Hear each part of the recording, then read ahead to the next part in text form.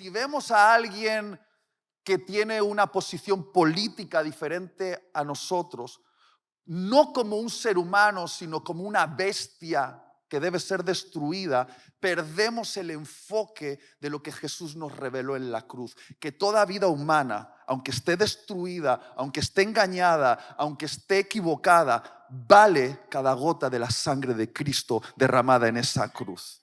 ¿Me estoy explicando? La misericordia es de lo que voy a hablar hoy. No es la debilidad de la iglesia, es su fortaleza. Y voy a hablar de la misericordia. Oremos. Señor, estamos listos para escuchar tu palabra. Danos el corazón de Jesús, que fue capaz de tener misericordia hacia aquellos que era difícil amar. Te pedimos que nos enseñes a ser como Cristo en esto. En el nombre de Jesús lo pedimos. Amén. Acompáñame al Evangelio de Lucas, capítulo 10, versículo 25. Si estás tomando apuntes, he titulado este mensaje: Dios necesita una iglesia que se ensucie las manos. Dile al que está a tu lado: hey, ensúciate las manos. Ahora dile al otro que has marginado la primera vez: tú también, ensúciate las manos. Lucas capítulo 10, versículo 25. Y he aquí un intérprete de la ley se levantó y dijo para probar a Jesús: Maestro, ¿haciendo qué cosa heredaré la vida eterna? Él le dijo: ¿qué está escrito en la ley? ¿Cómo lees? Aquel respondiendo dijo: amarás al Señor tu Dios con todo tu corazón y con toda tu alma y con todas tus fuerzas y con toda tu mente, y a tu prójimo como a ti mismo. Y le dijo: bien has respondido, haz esto y vivirás. Pero él, queriendo, ¿qué dice ahí? Queriendo justificarse a sí mismo, dijo a Jesús: bueno, ¿y exactamente quién es mi prójimo? Respondiendo Jesús dijo: un hombre descendía de Jerusalén a Jericó y cayó en manos de ladrones, los cuales le despojaron e hiriéndole se fueron, dejándole medio muerto. Presta atención a ese detalle. ¿Cómo quedó aquel hombre? Medio muerto.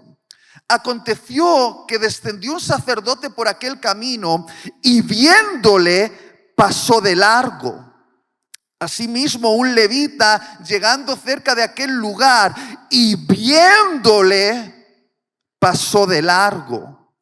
Pero un samaritano que iba de camino vino cerca de él y viéndole, fue movido a misericordia. Y acercándose, vendó sus heridas, echándoles aceite y vino. Poniéndole en su cabalgadura, lo llevó al mesón y cuidó de él. Otro día, al partir, sacó 2 denarios y los dio al mesonero y le dijo: cuídamele, y todo lo que gastes de más yo te lo pagaré cuando regrese. ¿Quién pues de estos 3 te parece que fue el prójimo del que cayó en manos de los ladrones? Él dijo: el que usó de misericordia con él. Entonces Jesús le dijo: ve y haz tú lo mismo. Por favor, préstame toda la atención que te sea posible en los próximos minutos. Un intérprete de la ley de la época de Jesús, que era una especie de teólogo contemporáneo a Jesús, se acercó a Jesús para hacer aquello que a los teólogos de aquella época les encantaba hacer: jugar a la teología, hacer preguntas difíciles a los nuevos rabinos que aparecían en la ciudad para competir, para ver quién tenía la respuesta más ingeniosa. Y se acercó a Jesús y le dijo: Jesús, ¿cómo puedo heredar la vida eterna? ¿Cómo me puedo ganar la entrada al cielo? Y Jesús, que era experto en responder preguntas haciendo otras preguntas, le dijo: bueno, tú eres el teólogo, tú conoces la ley, ¿cómo la interpretas? Y el teólogo dice: bueno, toda la ley se resume en amar a Dios con toda tu mente, con toda tu alma, con todo tu corazón, con todas tus fuerzas, y a tu prójimo como a ti mismo. Y Jesús le dice: buena respuesta, haz esto, cumple la ley y vivirás. Pero el teólogo, queriendo justificarse a sí mismo, le dice, mira, Jesús, entiendo lo que significa amar a Dios con todo. Pero cuando se trata de amar al prójimo, por favor, acótame, delimítame exactamente a qué prójimo debo amar. Y entonces Jesús le cuenta una parábola, esperando que ese teólogo se sienta identificado en ella y esperando que nosotros, 2000 años después, nos sintamos identificados en ella. Le cuenta la parábola de un judío, probablemente un comerciante que, como era costumbre en aquella época, fue a Jerusalén para hacer sus negocios. Era costumbre que desde las aldeas fuesen a la capital a vender productos, a hacer comercio, y con el dinero que obtenían en la capital regresaban a sus aldeas y con ese dinero alimentaban a las familias durante semanas o durante meses. Los ladrones sabían por dónde pasaban esas personas con sus bolsas llenas de dinero. Y unos hombres malvados esperaron a aquel comerciante escondidos. Y cuando pasó por ahí, lo asaltaron. Parece ser que este hombre se resistió, no quiso darles la bolsa de dinero. Por favor, no le juzguemos. Entendedlo, era el dinero para alimentar a su familia. Era la manera en la cual él iba a sustentar a sus hijos. Probablemente en su resistencia, estos hombres lo golpearon tan fuerte, le dieron una paliza tan severa, que la parábola dice que literalmente lo dejaron tirado al borde del camino, sangrando, quizá con algún hueso roto, lleno de moratones, quizá tan solo con una pequeña palpitación entre la vida y la muerte. Literalmente parecía que estaba muerto. Y entonces Jesús en la parábola nos dice que un sacerdote, un profesional de la religión, alguien que tenía responsabilidades en el templo de Jerusalén, una especie de intermediario entre Dios y el pueblo, alguien que hacía sacrificios de expiación, un profesional de la religión. Pasó por aquel lugar y vio a aquel hombre tirado al borde del camino que parecía que estaba muerto. Y viéndole, pasó de largo. Después Jesús nos cuenta que un levita, otro profesional de la religión, otro que tenía responsabilidades litúrgicas, que celebraba ceremonias de adoración, que interpretaba la ley de Dios delante del pueblo, un representante religioso, un profesional de la religión, pasó por aquel lugar y vio a aquel hombre tirado al borde del camino que parecía que estaba muerto, y viéndole, pasó de largo. Escucha, dos profesionales de la religión, un sacerdote y un levita, vieron a un hombre tirado al borde del camino que parecía que estaba muerto, y viéndole, pasaron de largo. Pero entonces Jesús en esta parábola nos dice que un samaritano, alguien que no era un profesional de la religión, alguien que simplemente era un comerciante, que probablemente iba a Jerusalén a hacer sus negocios, y por cierto, un samaritano que no era de raza judía, alguien de otra clase social, un mestizo, uno de esos que los judíos no querían mezclarse con ellos porque eran bien racistas.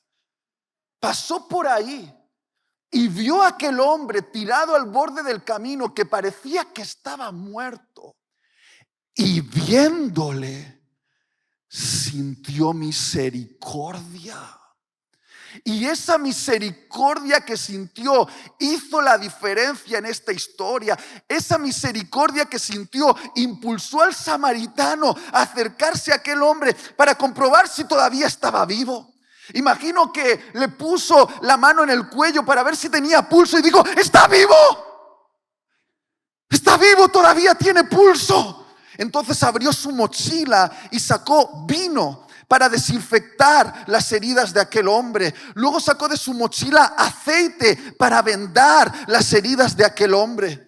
Luego, con mucho cuidado, probablemente el hombre estaba inconsciente, quizá tenía algún hueso roto. Con toda su energía tomó a aquel hombre, el cuerpo de aquel hombre, y lo subió con mucho esfuerzo a su cabalgadura.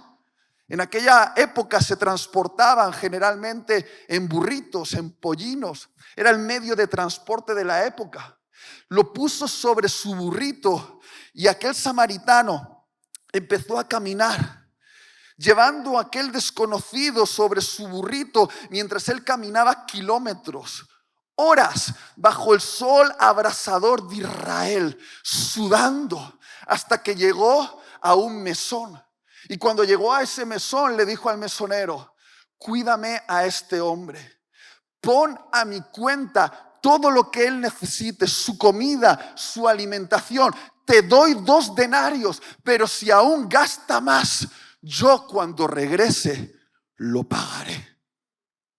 Y después de que Jesús cuenta esta parábola, pretende que aquel teólogo y nosotros 2000 años después nos sintamos identificados en ella. Y queridos, queridas, yo soy un niñito de iglesia. A mi mamá solo le faltó parirme en la banca de una iglesia. Es decir, yo he crecido en este contexto y yo he escuchado predicaciones acerca de la parábola del buen samaritano cientos de veces. Y rara vez he escuchado a alguien admitir que se siente identificado con el sacerdote y el levita. La mayoría de personas dicen: mira, yo no sé si soy una persona tan generosa, tan compasiva, tan llena de misericordia como el buen samaritano, pero lo tengo claro, yo no soy un monstruo, yo no soy una persona horrible, yo no soy un demonio como ese sacerdote y levita. ¡Qué asco! Mira, yo no sé si soy tan bueno como el buen samaritano. Probablemente no, pero no soy una persona horrible como ese sacerdote y levita. ¡Qué asco! Mira, no sé si estarás de acuerdo conmigo que tendemos a demonizar al sacerdote y al levita porque no entendemos sus razones, porque no entendemos su sistema de pensamiento, porque no entendemos lo que operaba en sus mentes. Si entendiésemos cómo pensaban, entenderemos por qué actuaron como actuaron. Y una vez que descubramos su sistema de pensamientos, quizá tú y yo, si somos lo suficientemente humildes, saldremos de esta sala admitiendo que quizá tú y yo nos parecemos un poquito a ese sacerdote y levita. Tenemos un sistema operando en nuestra mente que puede hacernos inoperativos para los propósitos de Dios en una ciudad. Y en los próximos minutos voy a intentar, con la ayuda del Espíritu Santo, meternos dentro de la mente del sacerdote y el levita. Y quizá nos demos cuenta de que quizá operamos en un sistema parecido. ¿Estás listo para esto? Esta es la predicación donde pierdo amigos. ¿Estás listo para esto? Muy bien, voy allá. Te lo voy a decir directamente. El motivo por el cual el sacerdote y el levita dejaron tirado a aquel hombre al borde del camino, que parecía que estaba muerto, no fue por una cuestión de maldad, sino fue por un estricto cumplimiento de una ley ceremonial de limpieza litúrgica. Lo voy a volver a decir. El motivo por el cual el sacerdote y el levita dejaron tirado a aquel hombre al borde del camino que parecía que estaba, no fue por una cuestión de maldad, sino fue por un estricto cumplimiento de una ley ceremonial de limpieza litúrgica. El sacerdote y el levita eran profesionales de la religión y seguían un código estricto de purificación. Un código que, por cierto, fue descrito por Dios mismo en el libro de Levítico. Había un montón de códigos para su vestimenta y de cómo ellos debían mantenerse puros. Y entre las cosas que contaminaban al sacerdote y al levita era entrar en contacto con cualquier ser biológico, animal o humano que estuviese muerto. Si un sacerdote o un levita entraban en contacto, aunque fuese accidentalmente, rozando un animal muerto, quedaban ritualmente contaminados. Y eso significaba que durante su tiempo de contaminación no podían ejercer su ministerio religioso. Estaban descalificados para su función ministerial. Entonces, para volver a activarla, tenían que pasar por todo un ritual de purificación que duraba aproximadamente 7 días. Y lo interesante de ese ritual es que valía bastante dinero. Lo primero que tenían que hacer era coger la ropa que había sido contaminada con lo muerto y le tenían que prender fuego. Y tenían que comprarse ropa sacerdotal nueva, que por cierto valía dinero. Luego tenían que hacer una serie de sacrificios de purificación con animales que había que comprar, que por cierto valían dinero. Y luego tenían que pasar por unos baños rituales y echarse unas aguas que por cierto valían dinero. Todo eso en un proceso de 7 días en los cuales ya no podían desarrollar su oficio religioso. Y yo imagino que ese sacerdote y levita, cuando pasaron por ahí, al borde del camino, iban rumbo a Jerusalén. ¿Y qué había en Jerusalén? El templo, el sistema religioso. Y ellos tenían responsabilidades en el templo. Imagino que al ver a aquel hombre tirado al borde del camino, que parecía que estaba muerto, pero ¿cómo estaba? Vivo. Pero parecía que estaba. No quisieron arriesgar. No quisieron arriesgar a quedarse ritualmente contaminados. Probablemente pensaron, mira, no sé si está vivo o muerto, pero si está muerto, quedo ritualmente contaminado y entonces la gente que me está esperando en Jerusalén se va a quedar sin mi oficio. Hay sacrificios que tengo que hacer, hay un programa que cumplir, hay liturgias que llevar a cabo, hay un templo que mantener. No me puedo arriesgar a quedar ritualmente contaminado. Y entonces dejaron a un hombre muriendo al borde del camino, porque no quisieron ensuciarse las manos. No cambia, escucha, no cambia un poco nuestra perspectiva de la historia cuando entendemos las razones del sacerdote y el levita. No hicieron lo que hicieron porque eran unos demonios. Eran buenos religiosos. Eran puritos. Eran de la élite de la ciudad, los que mantenían el templo. Ahora, lo que voy a decir es uno de los motivos por los cuales querían matar a Jesús. Y quizá alguno aquí después de esto también me quiera matar a mí. Pero ahí va. En el reino de Dios hay leyes que son más importantes que otras leyes. Hay leyes inferiores y hay leyes superiores. Y cuando una ley inferior entra en conflicto con una ley superior, la ley superior debe prevalecer. Y lo que estoy intentando decir es que el sacerdote y el levita, por no transgredir una ley inferior de limpieza litúrgica, transgredieron una ley superior de misericordia.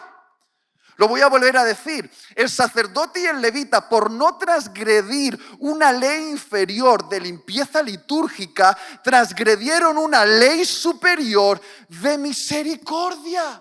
Lo que estoy intentando decir es que el sacerdote y el levita no eran demonios. Eran buena gente. Eran fieles, devotos, religiosos que perdieron el enfoque de lo que en el reino de Dios es lo realmente importante. En otras palabras, tenían una devoción desenfocada. Llegaron a pensar que mantener liturgias es más importante que salvar vidas de personas. Llegaron a creer que mantener el templo, el ritual, las ceremonias era más importante que arriesgarse para comprobar si todavía ese hombre estaba vivo o estaba muerto. Eso fue lo que condenó Jesús en esta parábola. Una élite religiosa que no quiso arriesgarse a salvar la vida de un ser humano por si se contaminaban. Eso fue lo que condenó. Y quiero ser claro con vosotros. Hoy aquí estamos reunidos la buena gente. Somos los buenos. ¿Está bien? Y de hecho somos la élite religiosa de la ciudad. Somos los profesionales de la religión. Nosotros mantenemos el templo en funcionamiento. Nosotros hacemos que el sistema funcione. Nosotros tenemos responsabilidades litúrgicas. Seamos claros, si hoy estás aquí y no estás allá afuera rumbeando, tú eres buena gente. Tú no eres un borracho, no te vas con prostituta, no eres un ladrón. Pero querido, querida, quizá tú tienes un pecado que se oculta más profundamente en nuestras entrañas. El pecado con el que yo estoy batallando, que se llama legalismo. ¿Qué es el legalismo? Legalismo, en definición, es amar más las leyes que a las personas. Y voy a ser claro, Guillermo Milagros, vengo aquí a confesar mi pecado. A mí no me vais a ver con prostitutas, ni en borracheras, ni robando. Soy buena gente. Pero yo estoy batallando aquí, dentro de mí, con un legalista. Yo tengo un fariseo aquí en mis entrañas que se enfarisea cuando la gente no cumple las leyes. Me molesta. Me molesta que la gente no esté dentro de la ley de Dios. Me molesta. Me dan rabia aquí. Porque yo soy muy bueno cumpliendo leyes. Desde pequeñito, mi mamá y mi papá en la iglesia me enseñaron a cumplir las leyes. Las que están escritas en la Biblia y las que toda iglesia en su denominación tiene como extras. Porque seamos claros. Seamos claros, tenemos la Biblia y luego la constitución de las asambleas de Dios, o de los bautistas, o de los reformados, o de los católicos, y ahí estamos, cumpliendo leyes.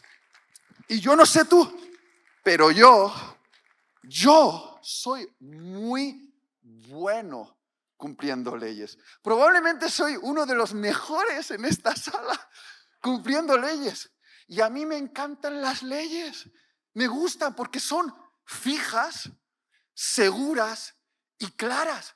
Tú cumples la ley y tienes unos beneficios. La transgredes y tienes unas consecuencias. Se entienden bien y te hacen vivir una vida segura. Y además, lo bueno de las leyes, si eres tan bueno como yo cumpliendo leyes, es que puedes sentirte un poquito justificado. Puedes ver a los otros desgraciados que no cumplen tan bien la ley como tú y sentirte que quizá ellos necesitan la gracia de Dios, pero la verdad es que yo cumplo bastante bien la ley. Quizá me lo esté ganando un poquito, quizás soy un poquito mejor que esa sinvergüenza. Y como que te hace sentir como del pedigrí, de los puritos. Sí, porque no sé si todavía quedan, ¿no?, estas iglesias en Perú, donde tienen la Biblia, pero luego también para la santidad tienen un código de vestimenta. Y que se supone que santidad es no maquillarse, las mujeres con falda, los hombres con pantalón, no depilarse el sobaco. ¿Estoy exagerando? Y se usan esas leyes para medir la santidad, la purificación de una persona. Y con esas leyes uno se siente como que es mejor que la otra persona. Y yo he crecido en un sistema quizá no tan extremista como este, pero todos podemos caer en el legalismo. Y es amar más las leyes que a las personas, porque las leyes son claras. Las personas están locas. Las personas son problemáticas, las personas están rotas, las personas tienen problemas en su identidad sexual, creen mentiras, están mal de la cabeza. Y las leyes funcionan, van bien. Y podemos correr el riesgo de convertirnos como movimiento de Dios aquí en Latinoamérica en lo que Jesús llamó contadores de hojitas. ¿Cómo contadores de hojitas? Mira, las palabras más severas que Jesús pronunció, los insultos más fuertes que Jesús profirió, no fue contra las prostitutas, los borrachos, los leprosos, los publicanos. Los insultos más fuertes, las palabras más severas, las dirigió a la élite religiosa. Nadie lee Mateo 23 y dice, ¿cómo me ministra? ¿Cómo me habla? Pero ahí está, para que te sientas identificado en ello también. Y Jesús les decía, fariseos hipócritas, vosotros que diezmáis de la menta, el eneldo y el comino, con una precisión matemática dais el diezmo de esas hojitas y semillas, pero mientras estáis diezmando la menta, el eneldo y el comino, os olvidáis de practicar lo que es más importante en la ley de Dios, que es hacer misericordia, hacer justicia y vivir una vida de fe. Lo que Jesús estaba condenando no era la ley del diezmo. Es buena, pero es inferior en comparación con la ley de la misericordia, la justicia y la fe. ¿Y qué hacían estos contadores de hojitas? Ellos tenían jardines y cultivaban menta, eneldo, comino, que eran aderezos para la comida. Y ellos estaban tan obsesionados en cumplir las leyes que les hacían sentir superiores, más puros, más santos, que pasaban horas, escucha, horas contando semillitas y hojitas una por una. 1, 2, 3, 4 para apartar de manera matemática el 10% de todas esas semillitas y hojitas y entregárselas al Señor. Y mientras pasaban horas sintiéndose justificados porque diezmaban de las hojitas de su jardín, Jesús dijo, pero en misericordia, justicia y fe estáis fracasando. Vais a las casas de las viudas y las asaltáis.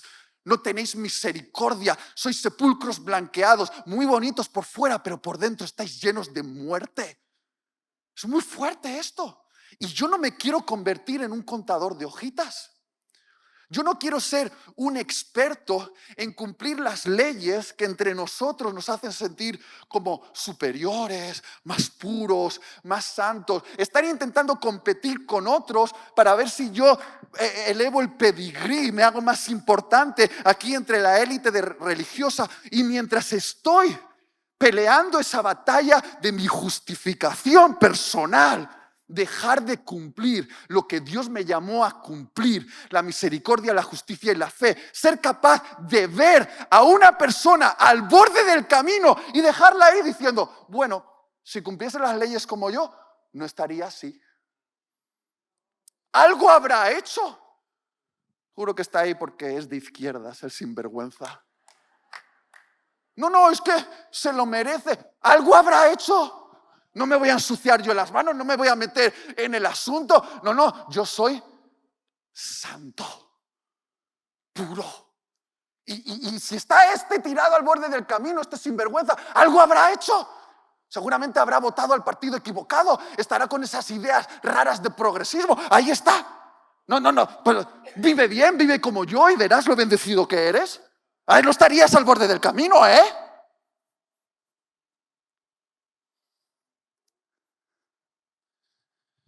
El legalismo es fácil de identificar en los demás. Vemos esas denominaciones de las faldas largas, de las banderas, de los velos y decimos, no, ellos son legalistas. Pero ¿qué tal si tú y yo también amamos más nuestras leyes que a las personas? Yo no quiero convertirme en alguien que cumple leyes inferiores y se olvida de las leyes superiores. No quiero ser un guardián del templo, alguien importante en la élite religiosa y dejar a la gente morir al borde del camino en nuestra ciudad. Yo no quiero ser así. Los legalistas lo que hacen es tomar las cosas buenas de Dios y las convierten en cargas pesadas para medir, juzgar y condenar. Os voy a poner un ejemplo, el ejemplo por el cual querían matar a Jesús. ¿Cuántos aquí saben que Dios dio la ley del Sabbat al pueblo como un regalo? El Sabbat, el sábado, era un regalo de Dios a su pueblo después de 400 años de esclavitud, donde habían trabajado haciendo ladrillos todos los días sin descanso. Y cuando Dios en Sinaí hace un pacto de amor con su pueblo, en la ley de su amor dice, vais a trabajar 6 días, pero uno será de descanso. El sabbat, el sabático es para descansar, para que conectéis con Dios, con la familia, con la comunidad, para que recordéis que vuestro alimento no depende de que seáis esclavos que trabajan. Sois hijos, sois mis hijos. Incluso si os tomáis un día libre, vais a tener comida. Por eso os prohíbo trabajar, para que disfrutéis. ¿Cuántos creen que eso es una ley preciosa? Pero ¿qué empezaron a hacer los legalistas? Empezaron a añadir al sábado un montón de subleyes de lo que significaba trabajar. Escribieron libros y libros de interpretaciones de lo que significaba trabajar. Y si tú transgredías una de esas cláusulas, literalmente esos legalistas tenían derecho de llevarte a la plaza pública y apedrearte, matarte por trabajar en sábado. Hoy en día, ¿cuántos habéis ido a Israel? Yo he ido como 5 veces. Y cuando estás en Jerusalén, en los hoteles hay ascensores del sábado. ¿Sabes lo que es un ascensor del sábado? Es un ascensor que en el día sábado automáticamente para en todos los pisos sin excepción. Está automatizado y tú dices, ¿por qué? ¿Por qué? ¿Por qué? Porque según las cláusulas de los legalistas ultraortodoxos, pulsar un botón libera una chispa de electricidad, se considera que estás encendiendo un fuego, se considera por lo tanto que es un trabajo y por lo tanto dar a un botón en sábado es transgredir la ley del sábado del descanso. Por eso ese ascensor para en todos los pisos para que los legalistas no tengan que pulsar un botón. ¿A cuántos le parece eso algo ridículo? Lo es, pero ¿cuántas ridiculeces hacéis vosotros también?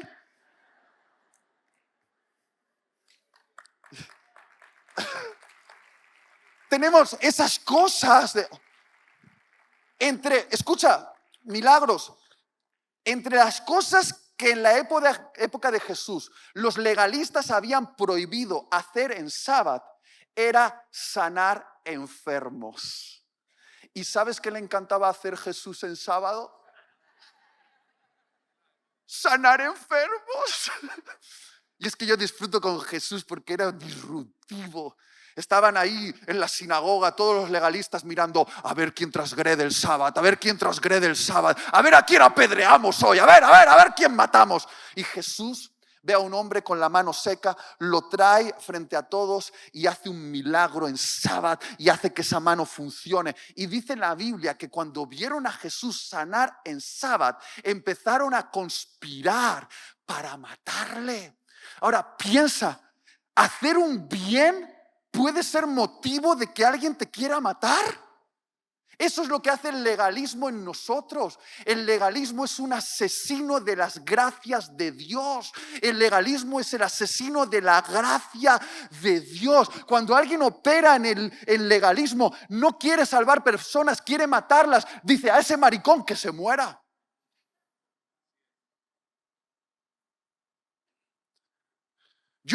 Escucha, un día estaba en mi iglesia. Y ya sabéis que en Madrid tenemos las fiestas del orgullo gay más escandalosas de toda Europa. Literalmente caminan desnudos. Y una vez en una de esas fiestas, el andamio donde se subían algunas de estas locas se cayó. Y literalmente esa persona cayó y se fracturó las piernas y se quedó en silla de ruedas. Y alguien hizo un vídeo poniéndole música graciosa de cómo se caía, y en la iglesia me enseñó el vídeo y me dijo: mira cómo se hace papilla el maricón. Y me reí. Y entonces el Espíritu Santo me dijo: ¿qué te hace gracia de ver a un ser humano que lleva mi imagen sufriendo dolor? Yo no te llamé a desear matar a aquellos que no cumplen la ley, sino a ser el catalizador de la gracia de Dios. No sé si me estoy explicando. No sé si me estoy explicando. Es fuerte lo que digo, pero en nosotros se puede enquistar un legalismo que nos haga inoperativos para ver a las personas al borde del camino en nuestra ciudad y querer salvarlas, sentirnos justificados, porque aquí venimos a salvemos a la familia, somos la gente bien, nosotros cumplimos, votamos a la derecha, somos gente con coherencia, hablamos de transhumanismo, luchamos en contra del aborto.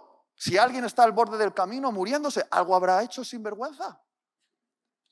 Y podemos caer en ese error de sentirnos justificados y no sentir misericordia. Y lo que Jesús, ¿alguien me ayuda al piano? Lo que Jesús proclamó con lágrimas en sus ojos,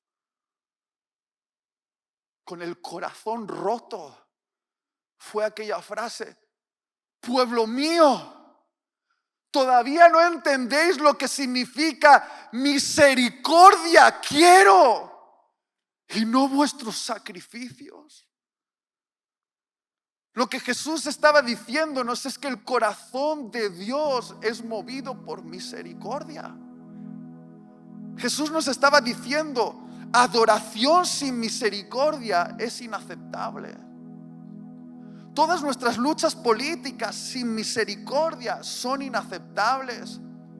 Todas nuestras liturgias religiosas sin misericordia son inaceptables.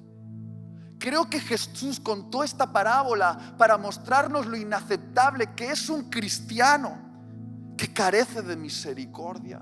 Creo que Jesús contó esta parábola para mostrarnos lo inaceptable que es un cristiano que cumple con las liturgias, que administra el templo, que tiene responsabilidades, pero cuyo corazón se ha hecho insensible hacia aquel que está tirado al borde del camino como muerto.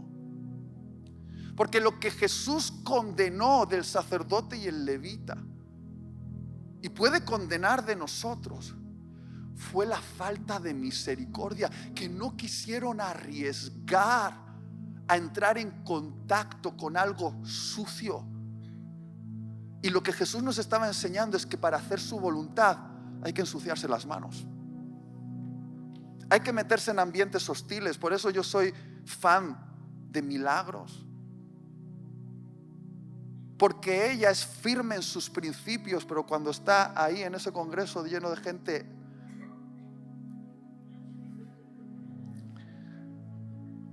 Milagros está tan llena de misericordia que dice que cuando están cansados les da chocolatitos.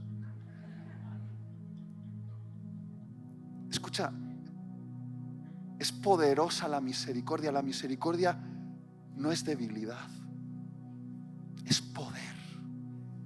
Es poder. ¿Sabéis lo que quiere decir la palabra misericordia? Pónmelo en la pantalla. Misericordia es la unión de dos palabras: misericordia, miseria y corazón. Sentir misericordia es sentir un profundo dolor en tu corazón por la miseria del otro. Sentir misericordia es identificarte con el dolor del otro. Sentir misericordia es que a ti te duela al ver a alguien tirado al borde del camino como muerto. ¿Sabéis qué sería un sinónimo de misericordia? Empatía. Sentir lo que el otro siente. ¿Sabéis lo que es lo contrario a empatía? Apatía. Y el gran drama para nosotros es ser una iglesia apática. Apatía quiere decir dejar de sentir, hacernos insensibles, tener el corazón plastificado, perder la sensibilidad en nuestro corazón. Y hay muchas cosas que tú puedes perder.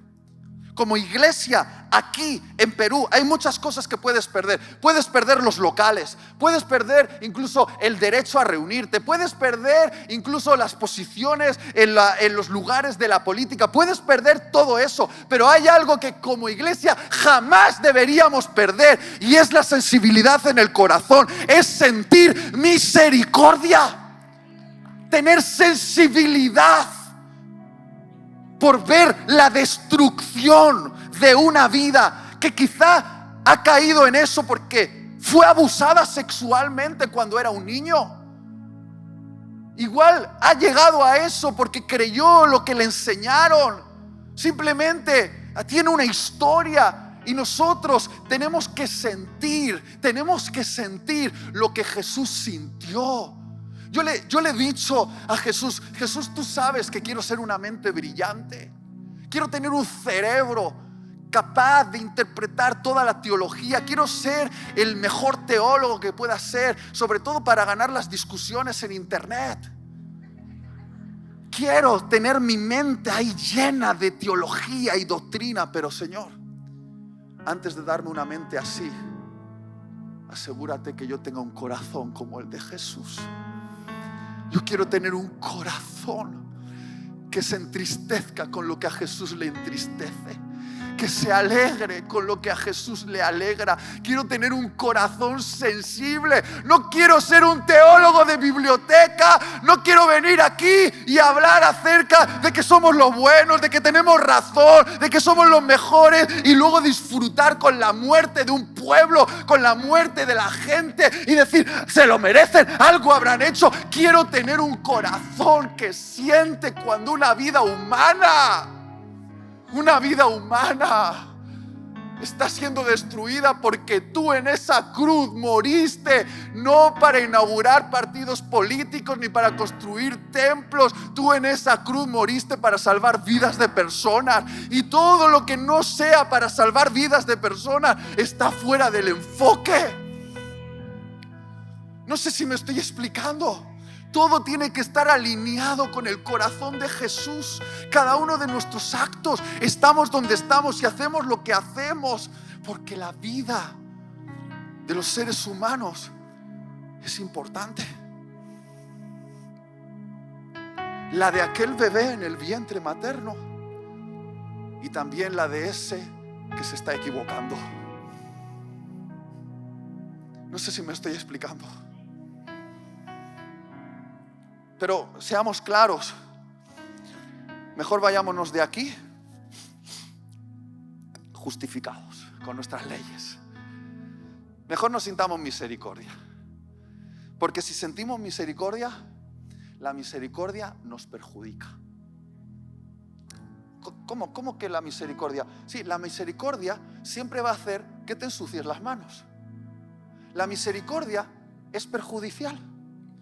Ay, no, Itiel, ¿cómo que la misericordia es perjudicial? Bueno, pensemos, el samaritano que sintió misericordia, cuando sintió misericordia por un desconocido, ¿él no iba rumbo a hacer negocios a Jerusalén? ¿Y qué tuvo que hacer para socorrer a un desconocido? Romper con su agenda, y le hizo perder dinero. Luego usó de su aceite y de su vino para sanar las heridas de un desconocido. Luego tomó a ese desconocido, lo puso sobre su cabalgadura y él caminó bajo el sol abrasador de Israel, sudando mientras llevaba a un desconocido en su transporte. Luego llegó a un mesón y pagó con su dinero la alimentación y las medicinas de un desconocido. Mira, no sientas misericordia porque te va a hacer perder dinero. La misericordia nos va a robar la comodidad. La misericordia va a romper nuestra agenda. La misericordia es incómoda. Hermanos, vayámonos de aquí sintiéndonos los mejores, pero no misericordia, porque misericordia te hace meterte en la casa de alguien que vive una vida desordenada, te hace tener una conversación incómoda con alguien que incluso en cierto sentido puede incluso ser hostil a ti. La misericordia te mete en problemas. Pero no sé tú, pero yo, cuando me encuentre con el Jesús que tuvo misericordia de mí, pecador, que Él se ensució las manos al punto de que en aquella cruz se dejó escupir por mí. Yo no quiero presentarme delante de ese Jesús con mis manos limpias por no haberlas ensuciado con misericordia. Yo quiero presentarme delante de Jesús con mi corazón limpio, pero con mis manos bien sucias por haberlas ensuciado, metiéndolas en el fango, rescatando a aquel que cayó al borde del camino y tiene una vida desordenada, sucia y conflictiva. Yo quiero entregarle a Jesús una ofrenda de manos sucias por misericordia. Qué horrible es una iglesia que se higieniza ahí con el alcohol de el COVID, todos nos vamos a contaminar, pero nos higienizamos el corazón. No queremos contaminarnos con la que se ha quedado embarazada 5 veces, con el que tiene atracción hacia el mismo sexo, con el que vota a la izquierda, con el que tiene ese color de piel, el venezolano que ha venido y nos está quitando el trabajo porque esto, porque lo otro. No nos vamos a mezclar. No vamos a tocar. No somos el movimiento de aquel que abandonó su trono de santidad para tocarnos. No somos el movimiento de aquel que nos tocó de tal manera que tocó nuestro pecado y se hizo pecado en nuestro lugar. No somos del movimiento de aquel que se ensució las manos por amor.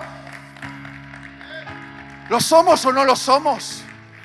Salvar a la familia es salvar las familias que están al borde del camino.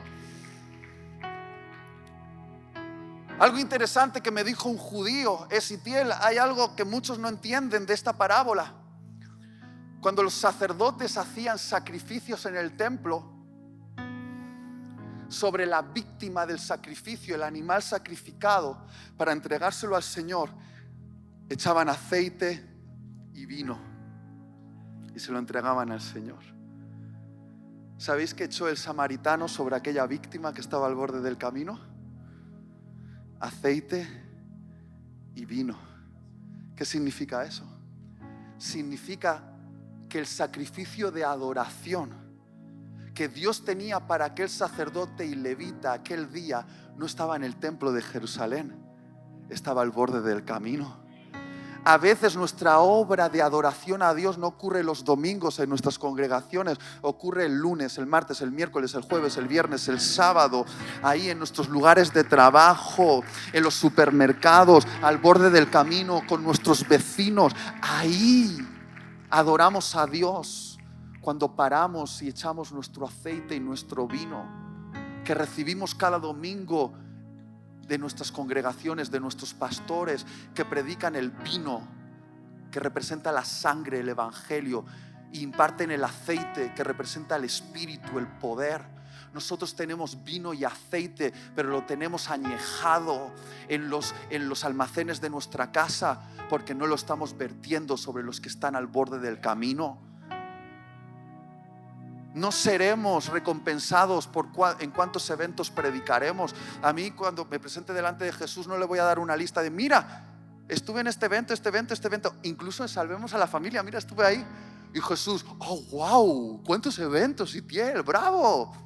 Mi recompensa será, enséñame esas manos, me dirá: Jesús, ¿a cuántas personas salvaste? Enséñame esas manos.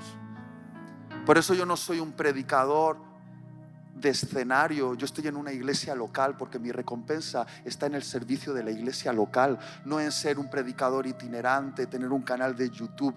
Mi recompensa es la iglesia local, el discipulado, salvar personas, meterme en problemas. El otro día, la semana pasada, antes de venir aquí, me metí en un salón de Nueva Era que me invitaron para hablar de las energías, y les hablé de la energía y terminaron todos escuchando el evangelio. Están endemoniados, perdidos, pero yo ahí ensuciándome las manos. Energías. Yo predicando. Y mi recompensa es por ese grupo, más que por la gran conferencia en la que estoy predicando ahora. Y para mí es el entendimiento de lo que en el cielo vale más. En el cielo lo que vale más es una vida rescatada al borde del camino. Eso es lo que vale más. Déjame terminar con esto. Como Agustín Laje, tengo 4 minutos.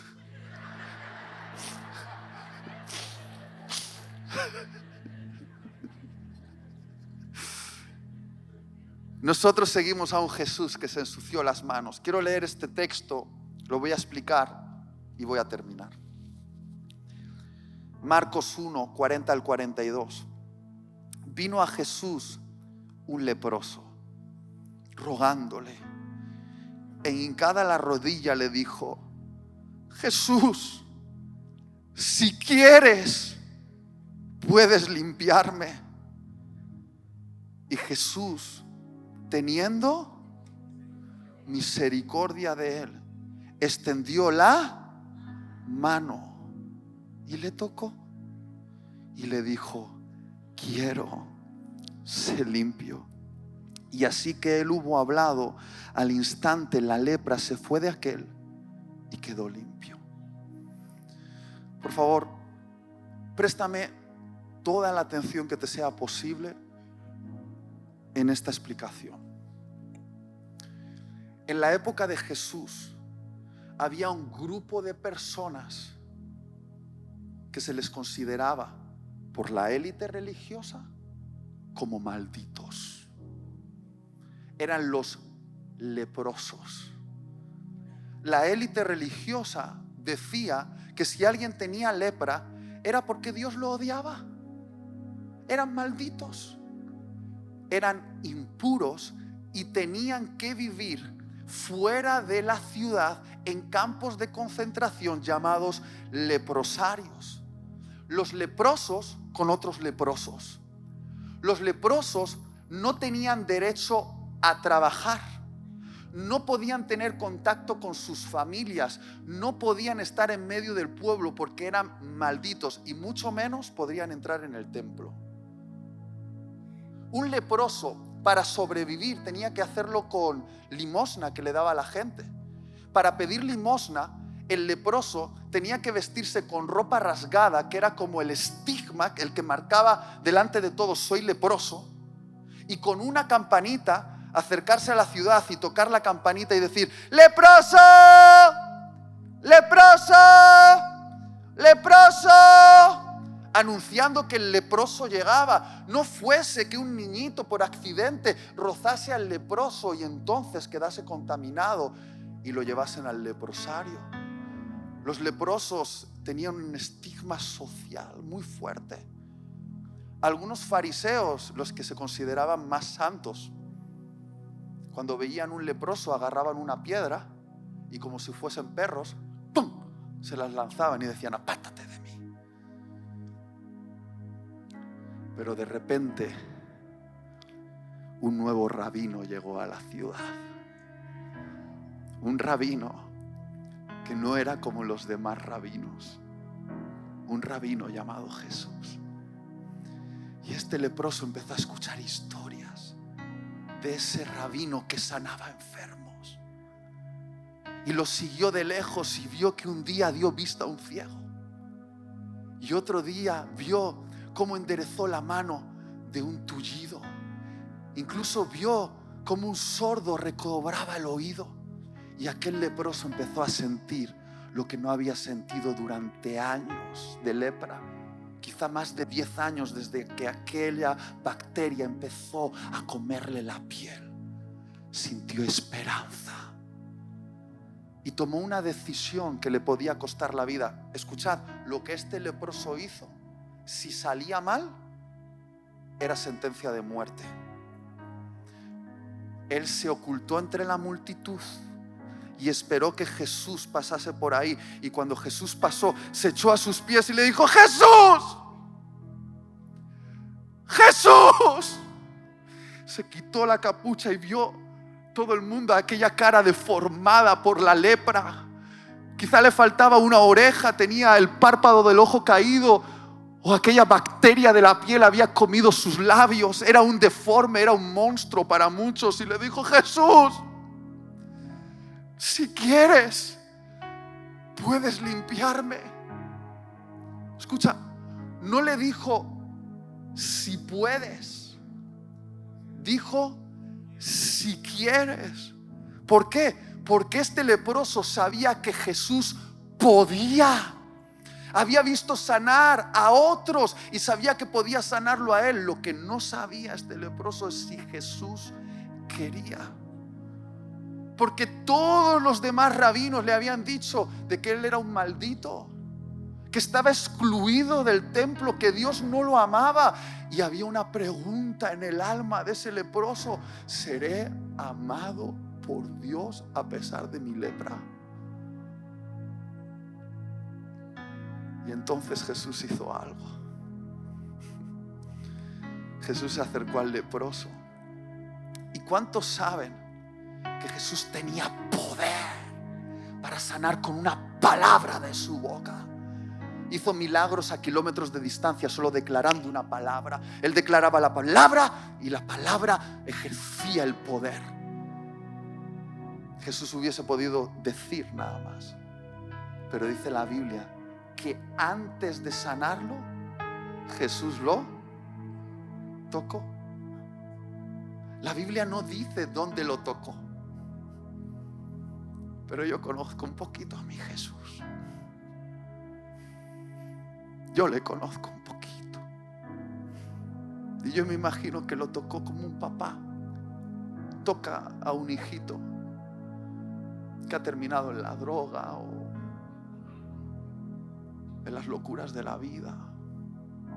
Lo tocó con misericordia en el rostro, en un rostro que quizá estaba deformado por la lepra, y todo el mundo vio: el santo está tocando a un maldito, se está contaminando. Pero lo que Jesús nos estaba enseñando, que en el evangelio la misericordia es más poderosa que el pecado, que el poder de la misericordia supera la maldición, que cuando un cristiano toca a un maldito no se contamina, sino que es un catalizador de la purificación. Y esas manos, las manos del santo de los santos, aquellas manos santas que fueron las que en Génesis capítulo 2 modelaron al primer Adán del polvo de la tierra, esas manos ahora estaban tocando el rostro leproso de aquel hombre. Y aquel hombre, quizá por primera vez, sintió el calor de un tacto humano. Quizá durante 10 años de lepra ningún otro ser humano lo había tocado. ¿Cómo se te queda el alma cuando nadie te toca? Te sientes un monstruo, un invisible. Y Jesús sabía que el verdadero problema no era la lepra fuera de él. El verdadero problema era ese corazón que había sido marcado por un mensaje. El mensaje que tristemente los representantes de Dios le habían dado, y es que él no era amado. Y entonces Jesús, al tocarlo, le estaba diciendo: no solo puedo, quiero. Y quiero porque papá, tu papá, te quiere. No eres un invisible, no eres un maldito. Esta lepra no es problema para mi misericordia. Y su corazón empezó a sentir ese calor de Jesús sanador. Y luego sí, Jesús le dio la piel más estirada que la piel de algunas mujeres aquí que se han hecho. Pero eso fue fácil para Jesús. Lo verdaderamente impactante fue que Jesús tocó. Y mi pregunta para terminar esta mañana es: ¿cuándo fue la última vez que tocaste un leproso en el nombre de Jesús? No, Itiel, pero en Lima ya no hay leprosos. No estoy hablando de una condición de la piel. Estoy hablando de una condición del corazón. Los leprosos son aquellos que nosotros hemos estigmatizado y los hemos metido en los leprosarios y decimos: mejor allá afuera, fuera de Jerusalén. Todos tenemos un grupo de personas que metemos en un leprosario. Yo tengo. Hay gente que a mí me incomoda, que no me gusta. Pero el Jesús que tocó un leproso me dice: Itiel, ¿cuándo fue la última vez que tocaste con misericordia? ¿Cuándo fue la última vez que invitaste a una comida a aquella persona que tiene la vida desordenada y la escuchaste con amor? Cuéntame tu historia. ¿Por qué piensas como piensas? ¿Cuándo fue la última vez que pasaste tiempo con esa madre soltera, con ese homosexual, con ese de la banderita de color, con ese que lleva el velo musulmán, con ese que piensa y está equivocado, sí, está equivocado? Pero no hay manera de salvar si no tocamos. No hay manera de salvar si no tocamos. Tenemos que estar en contacto y tocar al que está al borde del camino, demostrando que la misericordia de la iglesia no es nuestra debilidad, es nuestro poder. Que sintamos misericordia no quiere decir que vendamos nuestros principios. No los vendemos. Sabemos lo que es verdad y lo que es mentira. Pero a pesar de que estés equivocado, podemos amarte. Y es más, podemos amarte incluso aunque tú desees mi muerte. Yo puedo amarte. Ese es el poder de la iglesia. Es el poder de Jesús en nosotros. Llevemos a alguien al mesón, que es la iglesia. Llevemos a alguien al mesón. Ponte de pie. Vamos a orar. Podemos levantar nuestras manos y le podemos hacer esta oración a Jesús. Jesús, aquí están mis manos. No quiero ofrecerte manos limpias. Quiero ofrecerte un corazón limpio, pero manos bien sucias por haber tocado al leproso, por haber parado al borde del camino y haberme arriesgado. Señor, no quiero que la religiosidad enquistada, el legalismo enquistado en mi mente me haga inoperativo para la misión. Tengo una misión en esta ciudad y esa misión es salvar vidas de personas, salvar familias, salvarlas, Señor, porque tú me enseñaste en la cruz que es lo importante para ti y es salvar vidas de personas. Señor, quiero ensuciarme las manos. Dile: Jesús, quiero ensuciarme las manos. Vamos, iglesia, levanta tu voz 30 segundos. Dile: Jesús, quiero darte manos sucias, adorándote con misericordia. No quiero ser tan sofisticado, tan purificado y justificado en mis propias ideas que no pueda parar, que tú no me puedas usar para parar al borde del camino y echar de mi vino y mi aceite, que es el Evangelio y el Espíritu Santo, sobre alguien. Yo creo que el homosexual puede ser salvado con el poder del Evangelio. Yo creo que el que está engañado por falsas ideologías destructivas puede ser liberado con la verdad. Yo creo que aquella persona que tiene el matrimonio roto puede restaurar su matrimonio. Yo creo en el poder del Evangelio y creo que tú has levantado la iglesia como catalizadores de ese poder. Yo no tengo miedo a contaminarme. Yo soy un catalizador del poder de la salvación, Señor. Quiero tener esas conversaciones incómodas. Quiero parar al borde del camino. 30 segundos más, díselo al Señor.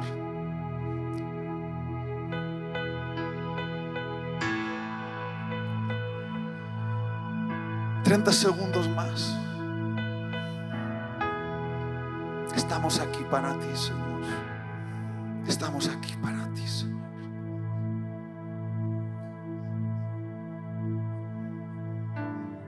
Vamos a cantar esta canción para cerrar.